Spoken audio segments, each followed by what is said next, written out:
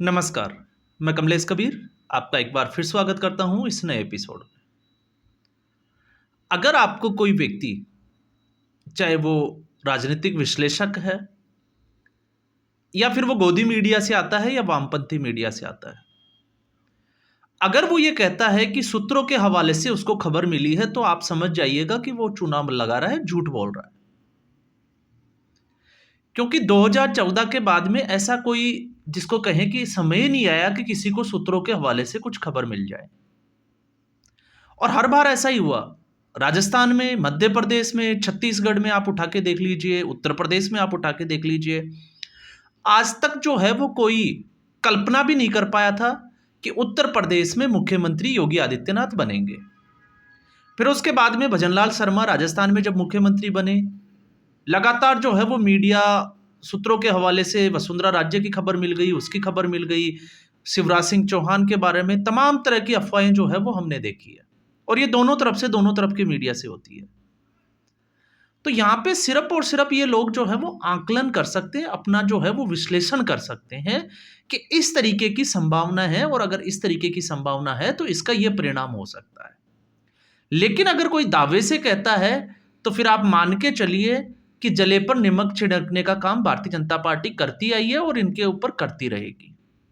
तो एक बार फिर जो है वो दलाल मीडिया को एक्सपोज तो किया, लेकिन जले के ऊपर नमक भी छिड़क दिया। क्योंकि महाराष्ट्र के चुनाव को जो रिजल्ट थे, जिस हिसाब से परिणाम अकल्पनीय थे, उस परिणाम को देखते हुए इनको लगा कि इस बार जो है वो एकनाथ शिंदे, अजीत पवार और भारतीय जनता पार्टी के देवेंद्र फडणवीस, इन सबके बीच में जो है वो एक फाइट चलेगी मुख्यमंत्री के पद को लेकर। तो उम्मीद लगा के बैठे थे, गात लगा के बैठे थे, सूत्रों के हवाले से खबर थी, बस इनको इतना ही पता था। लेकिन इनको यह भी पता है कि 2014 के बाद में जो फैसले लिए जाते हैं वो सिर्फ दो ही लोगों को पता होता है, प्रधानमंत्री नरेंद्र मोदी और अमित शाह। इसके अलावा भारतीय जनता पार्टी के भी किसी तीसरे नेता को कोई भनक हो तो मुझे नहीं लगता कि किसी को होगी। इसलिए मैं कभी भी जो है वो इन बातों में ज्यादा बिलीव नहीं करता। और एक और सबसे बड़ी बात, कि जब भी मैं मेरा विश्लेषण करता हूं तो मैं थोड़ा सा समय लेता हूं, उस खबर को मैं जो है वो ट्रेंड होने देता हूं, कुछ चीजें आती है और उसके बाद में मैं जो है वो उसको फैक्ट्स की जांच करता हूं और उसके बाद में ही मैं बात करता हूं, उससे पहले मैं बात नहीं करता। आपने देखा होगा, इससे पहले भी मेरा कोई भी वीडियो है तो मैं जिस दिन जो मुद्दा होता है उससे मेरा विश्लेषण जो है वो उसके बाद ही शुरू होता है। और कई बार तो मैं एक दिन बाद वीडियो बनाता हूं। संभल की घटना को ही देख लीजिए, किस तरीके का जो है वो उसको रूप दिया जा रहा था और अब क्या निकल के आया। तो इसलिए ये लोग जो है वो झूठे साबित हो जाते हैं। और कड़ी जो है, इशारा बहुत है, आप लोग समझ गए होंगे कि मेरा इशारा किस तरफ है। लेकिन यह तय था कि भारतीय जनता पार्टी का ही मुख्यमंत्री बनेगा। इसके ऊपर जो है वो हम खुलकर चर्चा कर सकते थे और करनी भी चाहिए थी, बस नहीं कर पाए क्योंकि मैटर जो है वो बहुत ज्यादा थे, मुद्दे बहुत थे, उन पे बात करना जरूरी था। और एक मैं आपसे एक उम्मीद और करूंगा कि जो मेरे रेगुलर व्यूवर्स है, जिन मुद्दों पे, जैसे मैंने अभी संबल के ऊपर एक वीडियो बनाया था, ऐसे वीडियो को जरूर देखें क्योंकि मैं इन पे बहुत मेहनत करता हूं और मेरा एक एक फैक्ट्स जो है वो आप जांच कर सकते हैं। इसमें कहीं भी जो है वो कोई झूठ की गुंजाइश नहीं रहती। तो ऐसे वीडियो जो है वो, राजनीति वाले जो वीडियो, ये वाले जो हम बना रहे हैं, ये एक अलग विषय होता है और वो एक जो है वो मुद्दों पर बात करना, वो एक अलग विषय होता है। तो इसमें अब हम आ जाते हैं वापस महाराष्ट्र में। तो महाराष्ट्र में आखिर जो है वो भारतीय जनता पार्टी का ही मुख्यमंत्री क्यों, ये हमें थोड़ा सा जो है वो समझना चाहिए।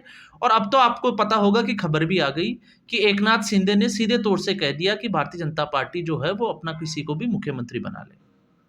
सीधे तौर पे ऐसा नहीं कहा, लेकिन उनका जो है वो कहना यही था कि वो मुख्यमंत्री नहीं, वो उसके अलावा जो है वो उप मुख्यमंत्री या कोई दूसरा विभाग भी अगर उनको दिया जाता है तो वो उस विभाग के ऊपर भी वो कंफर्टेबल है। अब ऐसी स्थिति क्यों बनी? क्योंकि आप लोगों को ये लग रहा होगा कि शिवसेना या एनसीपी, अजीत पवार और भारतीय जनता पार्टी ये बैठ के तय करेंगे कि मुख्यमंत्री कौन होगा, तो ये हमारी गलतफहमी है। जनता ने जो मैंडेट दिया है, इस बार मतदाता ने तय किया है कि मुख्यमंत्री कौन होगा। तो मुख्यमंत्री कौन होगा, जनता ने तय कर दिया कि 130 ज्यादा सीटें जो है वो भारतीय जनता पार्टी को दे दी है। और भारतीय जनता पार्टी को सिर्फ 13 सीटों की जरूरत है। और अगर भारतीय जनता पार्टी 20 से 30 सीटों पे और चुनाव लड़ती तो जनता जो है वो सीधे तौर से भारतीय जनता पार्टी को, क्यों? क्योंकि 2019 में जो विधानसभा का चुनाव परिणाम था वो जनता देख चुकी थी कि मैंडेट के बावजूद जो है वो किसी दूसरी, जिसको जनता पसंद नहीं करती, वो गठबंधन बन के वो पार्टियां जो है वो सरकार चलाएगी, तो क्या होगा, उनके हितों का टकराव कैसे होगा। तो जनता ने तो ऐसी कोई गुंजाइश छोड़ी नहीं। और जनता ने, देखिए आप इसको, जो तय किया कि अगर अजीत पवार गुट जो है वो नाराज होता है मुख्यमंत्री पद के लिए, तो सबको पता है कि अजीत पवार बाहर चले जाए, कोई जो है वो सेहत पर ज्यादा फर्क नहीं पड़ेगा, क्योंकि एकनाथ शिंदे और भारतीय जनता पार्टी दोनों सरकार चला सकते हैं, कंफर्टेबल मेजोरिटी है। एकनाथ शिंदे अगर ऐसा करते हैं तो अजीत पवार और भारतीय जनता पार्टी जो है वो कंफर्टेबली सरकार चला सकते हैं। तो ना अजीत पवार की हिम्मत है, ना एकनाथ शिंदे की है कि वो सीधे तौर से भारतीय जनता पार्टी से टकरा सके। ये तो है सच्चाई। लेकिन दूसरा हम इसका और पहलू भी समझ लेते हैं। मान लेते हैं कि भारतीय जनता पार्टी, तो भारतीय जनता पार्टी ने संकेत पहले ही दे दिए थे 2014 से। एक व्यक्ति जो लगातार भारतीय जनता पार्टी के संगठन के लिए महाराष्ट्र में काम कर रहा हो, उसको नजरअंदाज भारतीय जनता पार्टी नहीं कर सकती। और वो अकेला व्यक्ति है देवेंद्र फडणवीस। आप लोकसभा चुनाव उठा के देख लीजिए या विधानसभा चुनाव उठा के देख लीजिए, जो खबरें आती है हम उन पे नहीं जाते। उसके बाद 2019 में आप देख लीजिए, 5 साल सरकार चलाई, अच्छे फैसले लिए। 2019 में फिर जो है वो भारतीय जनता पार्टी को प्री पोल्ड जो अलायंस था शिवसेना के साथ, सीटें कम लड़ी, लेकिन उनको लग रहा था कि शिवसेना उनके साथ रहेगी। हालांकि मैंडेट जो है वो उनके खिलाफ चला गया, लास्ट में वो पार्टियों ने किया, जनता ने नहीं किया। और उसके बावजूद ऐसी स्थिति में जब लोकसभा में जो है वो भारतीय जनता पार्टी की सीटें कम हो जाती है, गठबंधन की सीटें बढ़ जाती है, और उसके बाद में विधानसभा चुनाव में वन मैन आर्मी की तरह जो है वो महाराष्ट्र के संगठन को मजबूत करना, और ये सारा क्रेडिट जो है वो देवेंद्र फडणवीस को जाता है।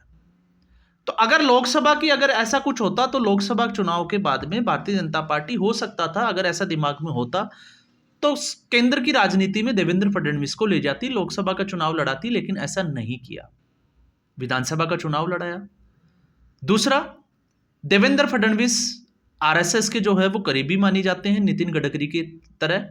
और आरएसएस जो है वो किस तरीके से इस चुनाव में काम किया है भारतीय जनता पार्टी के लिए, वो आप सभी ने जो है वो देखा है।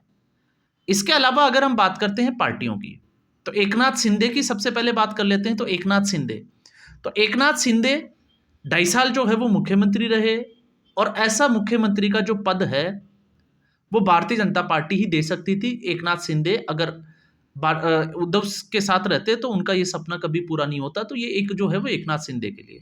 दूसरा, बटोगे तो कटोगे जो है वो ये भारतीय जनता पार्टी की तरफ से एक नारा था। एकनाथ शिंदे बाला साहब ठाकरे की आइडियोलॉजी को फॉलो कर रहे थे, तो भारतीय जनता पार्टी के सहयोग से दोनों पार्टियों को सीटें मिली है, चाहे वो अजीत पवार हो या ये हो। अजीत पवार, अगर हम उनकी बात करते हैं तो वो 4 बार उप मुख्यमंत्री रह चुके हैं और 5वीं बार भी उप मुख्यमंत्री। तो उनको जो शायद लगता है कि 5वीं बार बनी जाने हैं, वो सॉरी भारतीय जनता पार्टी ने बना ही दिया, तो उनको तो ये लग गया कि उनके नसीब में मुख्यमंत्री का पद तो है नहीं। इसलिए उन्होंने तो पहले ही कह दिया था कि वो मुख्यमंत्री के पद की उनकी कोई चाह नहीं है, भारतीय जनता पार्टी जो है वो अपना देख ले। अब ऐसा क्यों? क्योंकि उनको पता है कि जिस तरीके से उनका अस्तित्व बचा है राजनीति में और जिस कद पे वो आ गए, तो ऐसी स्थिति में ये तो पॉसिबल है नहीं कि भारतीय जनता पार्टी जो है वो मुख्यमंत्री का पद दे देगी। तो बात और स्थिति जो है वो दोनों तरीके से स्पष्ट है, चाहे जनादेश की बात हो, और ये जनादेश ने जो है वो तय किया था कि देवेंद्र फडणवीस ही मुख्यमंत्री होंगे। और अब तक की जो बातें चल रही है उसके हिसाब से जो है वो एकनाथ शिंदे का जो ये स्टेटमेंट आया है कि उनको मुख्यमंत्री पद की चाहत नहीं है, तो ऐसी स्थिति में, और एक और इनको ये लग रहा था, विपक्ष को भी था, ये भ्रम में थे। और दूसरा, अगर हम बात करें तो इस जो एक मीडिया की लॉबी है उसको भी ये था कि शायद जो है वो झगड़ा होगा, लेकिन एकनाथ शिंदे ने कहा कि वो नाराज होने वाले नहीं है। तो नाराज होने वाला तो जो है वो मैंडेट ही नहीं दिया।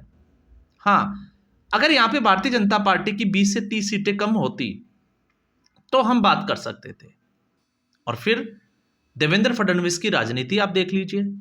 तो देवेंद्र फडणवीस, आपने ये भी देखा होगा कि महाराष्ट्र में 2 जातियों का जो है, जिसको हम कहें कि चाहे वो ओबीसी हो या मराठा, तो हमेशा राजनीति में पेच कहां फंसता है? जब 2 उच्च वर्ग या उनकी जिनकी पॉपुलेशन ज्यादा होती है, अगर उन जातियों से कोई मुख्यमंत्री बनता है तो टकराव की स्थिति की संभावना सबसे ज्यादा होती है। और ये अकेले महाराष्ट्र की चुनौती नहीं है, ये और अकेली भारतीय जनता पार्टी की भी चुनौती नहीं है, ये हर पार्टी की चुनौती होती है।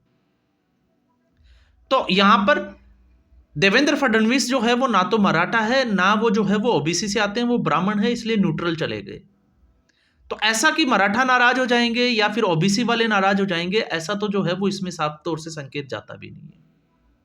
दूसरा, यह भी सच्चाई है, क्योंकि सच्चाई से कभी मुंह मोड़ना नहीं चाहिए, कि जो भारतीय जनता पार्टी के साथ गठबंधन में होता है, वो पार्टियां जो है वो अगर वो खिलाफ जाती है तो वो निपटा दी जाती है या निपट जाती है, ये स्वाभाविक है। ये हमने देखा, भारतीय जनता पार्टी ने पीडीपी के साथ गठबंधन किया, पीडीपी कहां पहुंच गई। इसके अलावा और भी पार्टियां, शिवसेना के साथ गठबंधन था, उद्धव ठाकरे ने जैसे ही जो है वो अपनी मंशा, तब तक जो है वो भारतीय जनता पार्टी अपना संगठन मजबूत कर चुकी थी। उसके बाद उद्धव ठाकरे ने जो है वो टकराव की स्थिति पैदा की, और आज उद्धव ठाकरे को आप उठा के देख लीजिए, उद्धव ठाकरे कहाँ है। एक सिर्फ और सिर्फ जो है वो अपवाद के रूप में नीतीश कुमार जो है वो बचे हुए हैं, लेकिन वहां की कहानी जो है वो अलग है, क्योंकि वहां पे स्टेट रिप्रेजेंटेटिव अगर हम बात करें भारतीय जनता पार्टी का, तो ऐसा कोई कद्दावर नेता नजर नहीं था आ रहा था, और नीतीश कुमार को साथ में लेकर चलना जो है वो मजबूरी थी। और यही एक वजह थी कि नीतीश कुमार को जो है वो भारतीय जनता पार्टी साथ में लेके चल रही है। तो भारतीय जनता पार्टी जिस दिन मजबूत हो जाएगी, जेडीयू जो है वो धीरे धीरे अपने आप ही जो है वो खत्म होना शुरू हो जाएगी। ये जो है वो स्वाभाविक है, ये सच्चाई जो है वो आपको समझनी होगी और माननी भी पड़ेगी कि ये हमने देखा भी है। अब चाहे पीडीपी के साथ गठबंधन करना जो है वो राजनीतिक चाल भी थी, जो हम पहले बात कर चुके हैं, क्योंकि उसके बिना, पीडीपी के समर्थन के बिना अगर भारतीय जनता पार्टी सरकार नहीं बनाती, तो नेशनल कॉन्फ्रेंस और पीडीपी जो है वो सरकार बनाती, मेजोरिटी में गठबंधन करती, और फिर भारतीय जनता पार्टी का जो सपना था 370 को हटाने का, वो 370 हटा नहीं सकती थी।